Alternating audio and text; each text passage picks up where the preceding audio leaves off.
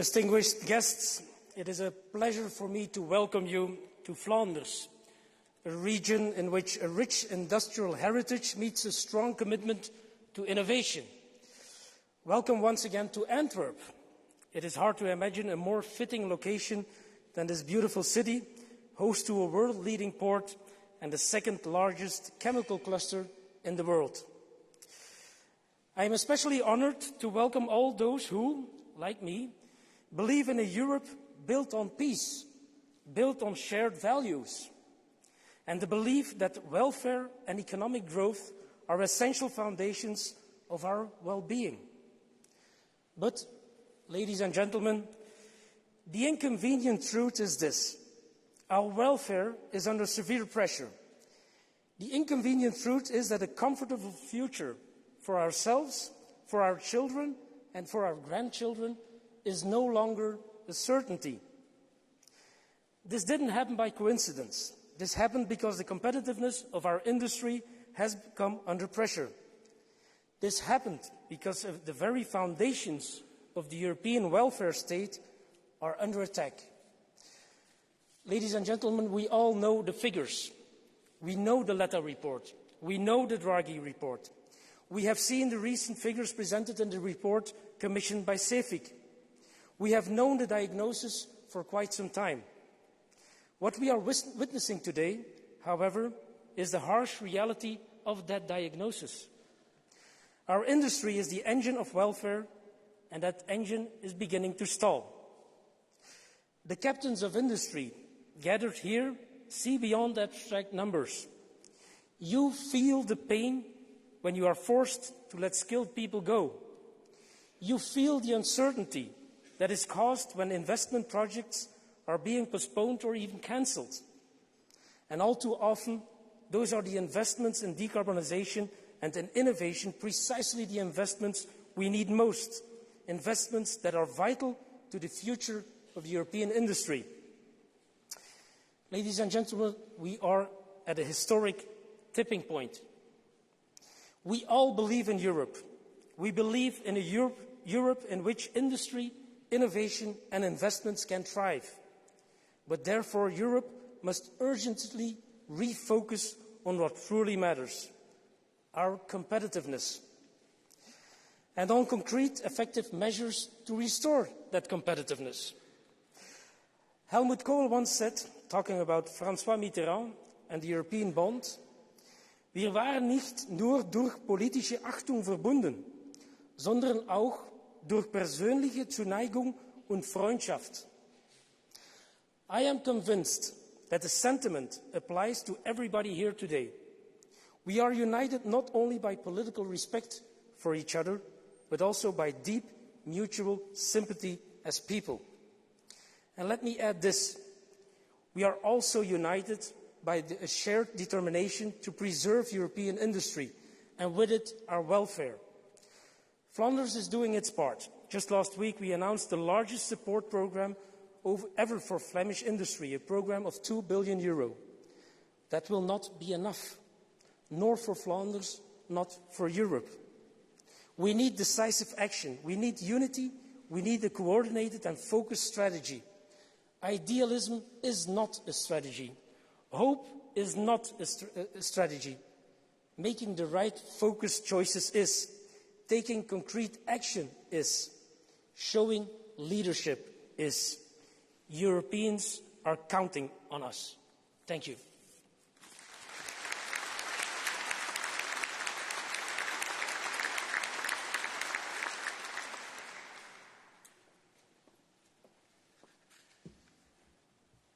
Dear distinguished guests, Madam President, dear Prime Ministers, last week I drafted a speech for today's event.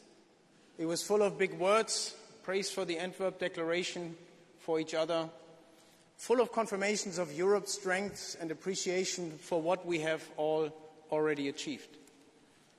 I chose not to give that speech today, simply because we've heard it too many times. The world is moving on, and European industry is falling behind. This raises an uncomfortable truth. we simply have not done enough to restore European competitiveness. Europe's current playbook is not working. Dear Madam President, today's third edition of the Antwerp Industrial Summit takes place under this impression and public perception. Despite many initiatives since 2024, we still lack the big picture that will bring European industry back to growth. We are still too slow and too hesitant in implementing the bold solutions needed in the most critical time since decades. European industry is under unprecedented pressure. That is why we are here today, once again, driven by a shared sense of responsibility, but also aware that key challenges remain unsolved. Across key sectors, site closures and job losses have reached a new concerning dimension.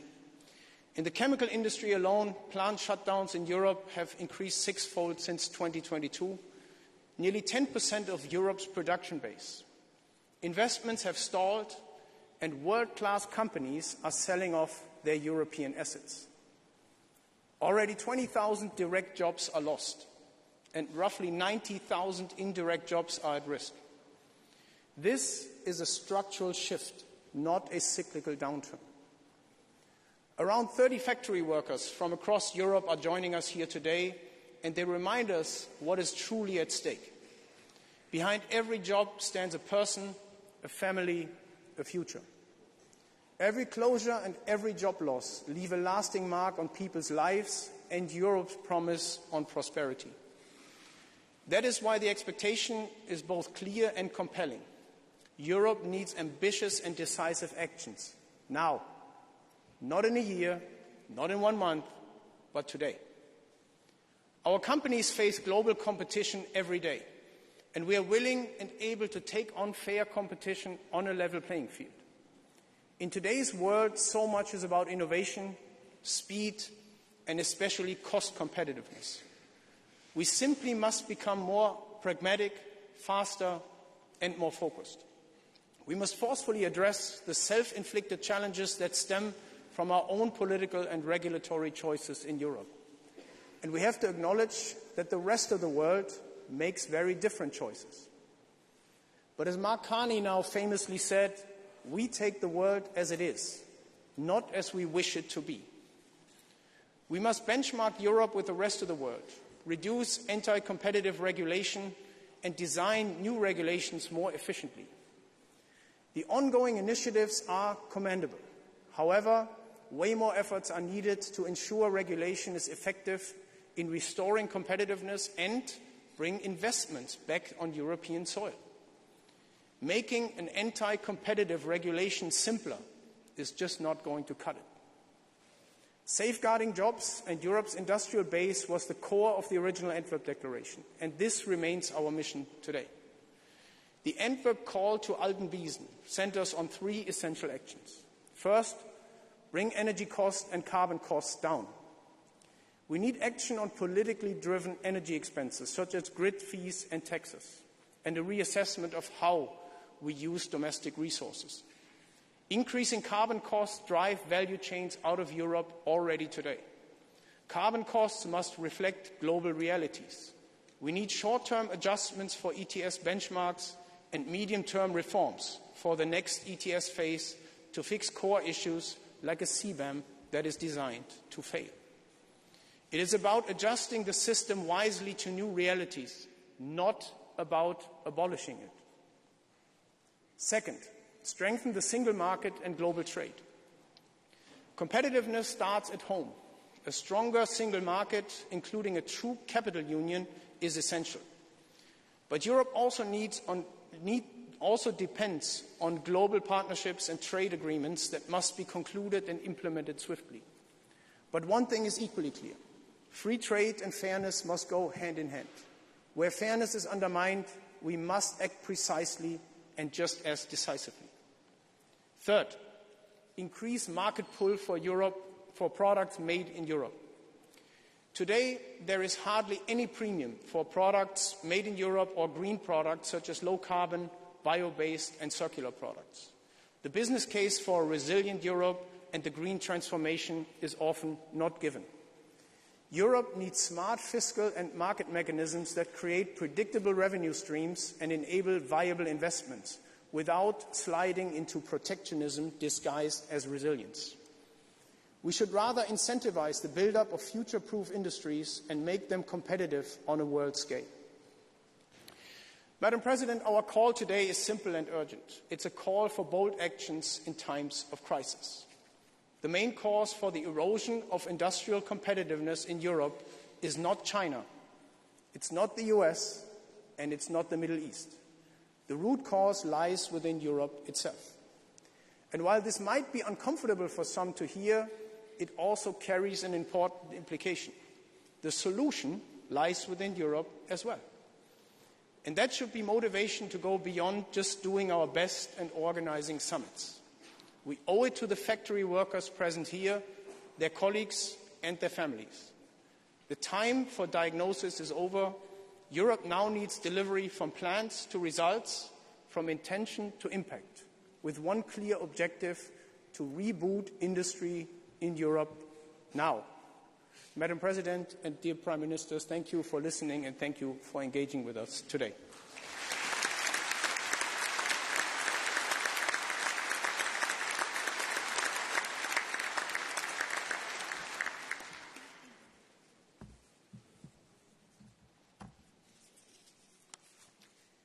Thank you, first of all, Dr. Kadri and Dr. Kamit, Prime Minister De Wever, Prime Minister Skov. Happy to see you here. Chancellor Stocker, good to have you here. Minister President Diependale, ladies and gentlemen, it is good to be back with you for indeed the third time here at the European Industry Summit. Last year, at the beginning of the new mandate, I came to share our agenda. It is shaped indeed by the Draghi and Letta report. It is headlined by the Competitiveness Compass, which is the translation of the Draghi and Letta report into milestones. One core element is the Clean Industrial Deal, our joint plan for decarbonization and competitiveness. And the years since, we have rolled up our sleeves, and the results are starting to show. So let me begin with the good news. We more than doubled investments in industrial transitions from 52 billion euros in 2024 to 115 billion in 2025. We already made proposals to cut administrative costs for companies by 15 billion euros every year. We launched a 1.8 billion euro battery booster to scale up European battery manufacturing. We concluded new trade deals and approved 60 new projects for critical raw materials to ensure secure supply for European industry. These are just a few examples, and of course more has to be on its way and more is on its way. You demand real change, faster, and Europe is changing but has to speed up further. So we must go faster. Because I know that, and you described it just, the global pressure on you is growing even more. We have all seen the news coming from here in Antwerp and elsewhere in Europe. And I must say, whenever I hear about an investment leaving Europe and about a factory at risk of closing, my first thought goes to the workers and the families who might lose a vital source of income. But I also think about what it means for Europe as a whole. Your industry is the industry of industries. The energy, the steel, the chemicals you produce underpin entire value chains. The technologies you develop are vital to Europe's independence. So together we must secure your future in our continent, and therefore again, thank you for the invitation. Europe has a lot to offer. We remain frontrunners in many areas of the clean transition. We have built world-class value chains in clean energy, pharmaceuticals, advanced manufacturing, and so much more. But competition is intensifying, and it is sometimes unfair competition. Indeed, we see massive subsidies, state-backed overcapacities, and market distortions. And this makes it increasingly difficult for European industry to compete on a level playing field. China now exports almost twice as much clean tech as we do. And this is not just a trade statistic. It is a signal of where industrial capacity is concentrating and how quickly global market positions can shift. So the urgency could not be greater. We're fighting for our place in the new global economy, and this means together we must make a strong business case for you to choose Europe. Because let me be clear, your future belongs in Europe. So, how can we strengthen the business case for Europe? You need speed, you need scale, power, and new markets to compete in an unrelenting world. Let me start with speed. Speed to expand production and grow. Scale to mobilize more investment and attract capital. And power that is abundant and affordable energy. And we need new markets to strengthen and de-risk our supply chains. And these are the priorities I would like to focus on today. Let me start with speed and new markets. In 2025, we concluded trade agreements with Mexico, Indonesia, actually 280 million people, and Switzerland. And it has been an even faster start to this year. Last month, I signed our trade agreement with Mercosur, a market of 750 million people, and a breakthrough after 25 years of negotiations, and 20% of GDP are covered by this free trade agreement. And 2 weeks ago, I was in India to sign the largest free trade agreement ever, the mother of all deals. A market of 2 billion people, 25% of global GDP. It grants Europe unique access to the fastest growing large economy, a clear first-mover advantage for our businesses.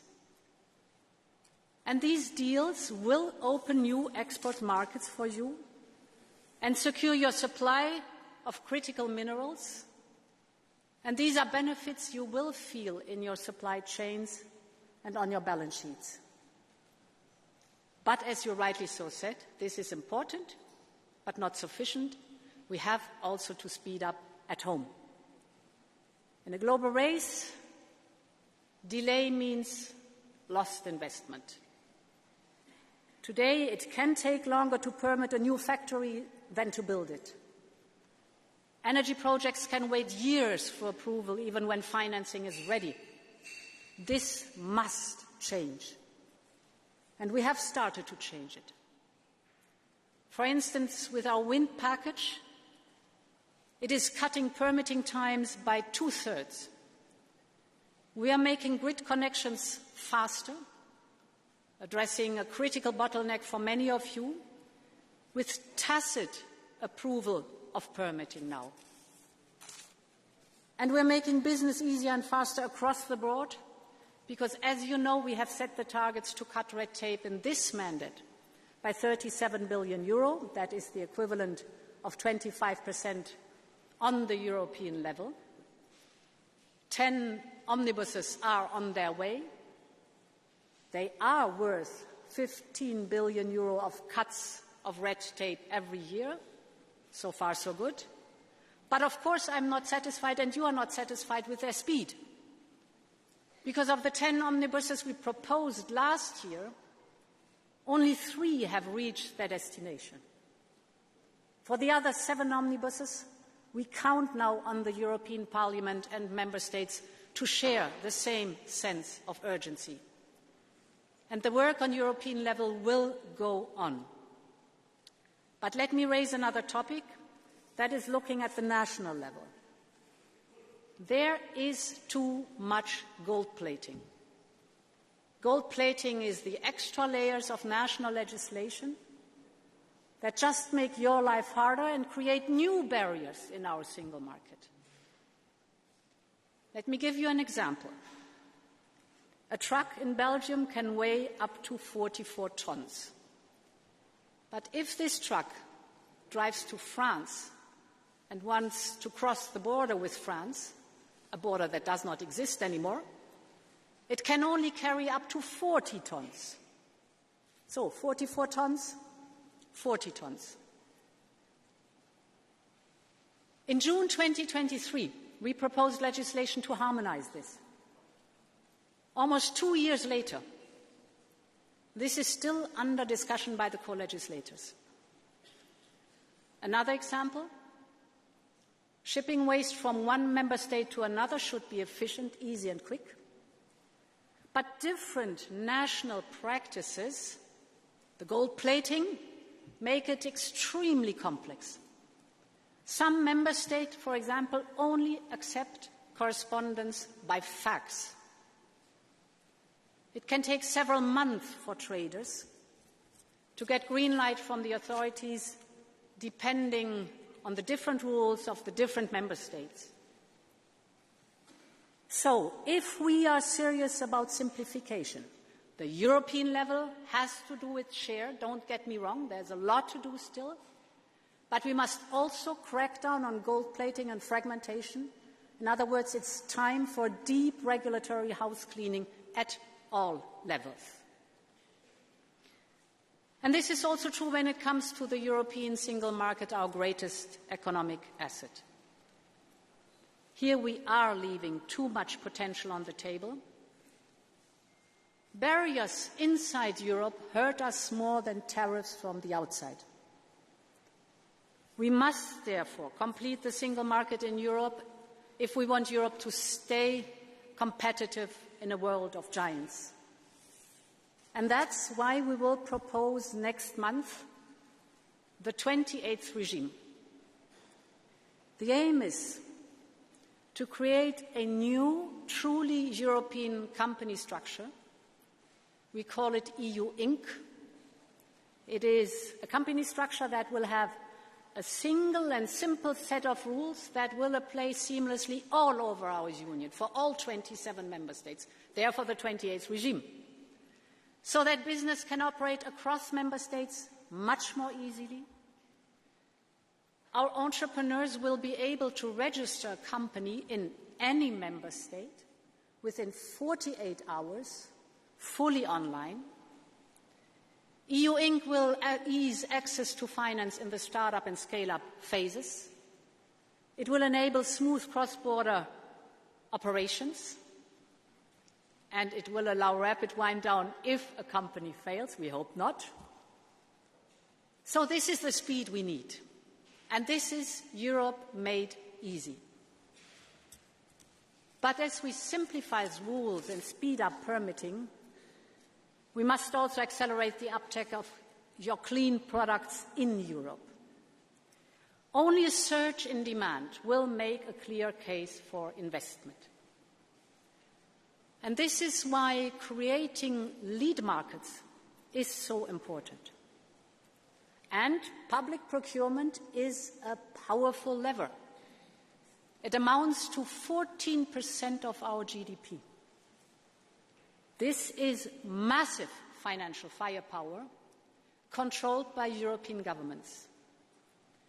But too often we see that our public buyers have to take the subsidized foreign products instead of the high-quality European alternatives. That is homegrown value that we are leaving on the table. This will be a central focus of the Industrial Accelerator Act that we are putting forward later this month. We will introduce specific EU content requirements for strategic sectors. This also includes low-carbon requirements in public procurement. And of course, this will be based on rigorous economic analysis, but it will create a stable demand for our industries, and it will kick off a virtuous cycle of growth. So the aim is to let us direct more European money to our European industries. Ladies and gentlemen, this leads me to my second point about scaling up investment. You urgently need better access to low-cost capital. And the structural solution to this is to build a deep and liquid capital market. This is the essence of our proposal for our Savings and Investment Union. And the completion of the Savings and Investment Union can unleash up to 470 billion euros of investment. And to let you know that I am determined to make it happen this time, after we've debated a capital market union since at least 10 years. We want to do this by 27. But if this is not possible at the end of this year, I will propose to go with those who want to speed up in enhanced cooperation. For that, you need at least 9 member states. As I said, I want it by 27, but if it is necessary to speed up the whole process, we will go by enhanced cooperation. But as global competition intensifies, investments are also vital to catalyze private money. So let me also focus on this. Last year, I was here in Antwerp with a promise. I said we would change our rules for state aid to your sectors to make it faster and more predictable. And this is exactly what we've done. And in response to those new state aid rules, member states have already mobilized more than 21 billion euro in state aid to clean industrial projects. The next step is now to channel more resources from our emissions trading system into your industries. I know there's a lot of discussion. The emission trading system, ETS, brings clear benefits. Since it was introduced in 2005, the emissions dropped by 39%, while the economy in sectors covered by ETS has grown by 71%. So this shows that decarbonization and competitiveness can go hand in hand. And revenues of ETS have been generated by over 260 billion euros since 2005. On the European level, 100% of these revenues were reinvested in industrial innovation. 100%. For example, the 100 billion euro Industrial Decarbonization Bank is a good example for that. Next week, we're concluding the first pilot auction worth 1 billion euros. It will finance the decarbonization of how you fire furnaces, melt metals, or mix chemicals. And more support to your industries will be available once the bank is operational. But member states invest less than 5% of the ETS revenues in industrial decarbonization. So I believe it is high time, and I will raise the topic tomorrow at our retreat, that member states step up and match our level of support. That is channeling more ETS revenues back to industry. This will therefore be a core focus also of the upcoming reform of our emission trading system this summer. Because these resources come from the industry, and we've told you that we will always and have to reinvest it in the industry itself, where the money does come from. My third and final point is reliable, affordable energy. This is central to making the business case for Europe, especially for the energy-intensive sectors. Prices are still too high and too volatile. And we know the reason for this. Gas prices drive the energy prices up. Renewables and nuclear drive prices down. The gas price last year in Europe was on average €100 per megawatt hour. The price for renewables was on average €34 per megawatt hour. And the gas price for nuclear was between 50 and 60 euro per megawatt hour.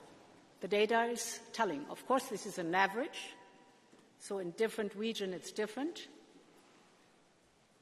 So the good news is we are well positioned to lower costs. In 2025, for the first time ever, we produced more electricity from solar and wind than from all fossil fuels together. Our battery storage capacity has more than doubled in the past 2 years. And in the past 2 years, nuclear, our largest single energy source, actually increased. But more is needed to stabilize and lower the prices. So the next few years are crucial, because the International Energy Agency tells us that gas prices that are going down now are expected to go down also, or stay down in the next 3 to 4 years. So we should use this time to invest in low-carbon energy system that will protect us when fossil fuel prices go up again. It's a matter of time, then they will go up again. For that, we need the infrastructure for true energy union, because price spikes in the one country could often be avoided if cheaper energy could flow across the border. And we have a blueprint to address this. This is the European Grids Package that is on the table, proposed by the Commission. As part of it, we are fast-tracking the construction of energy highways all across Europe. Let me give you one example. We started last month with an agreement on the Bornholm Energy Island. It will connect offshore wind from the Baltic Sea to the Danish and the German national grids.